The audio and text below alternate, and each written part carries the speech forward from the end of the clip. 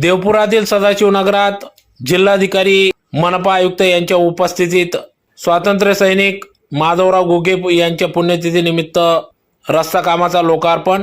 धुळे शहरातील सदाशिवनगरात आज स्वातंत्र्य सैनिक माधवराव घुगे यांच्या पुण्यतिथीनिमित्त सदाशिवनगरात महादेव मंदिरासमोर माधवराव घुगे रस्त्या कामाचा शुभारंभ लोकार्पण या ठिकाणी करण्यात आला।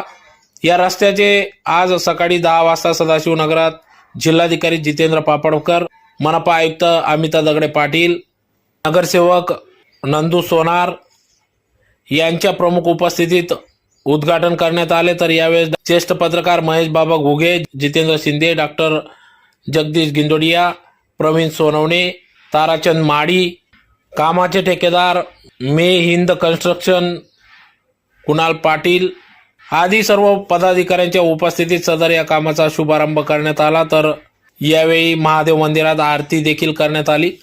या प्रसंगी मोठ्या संख्येने स्थानिक नागरिक उपस्थित होते।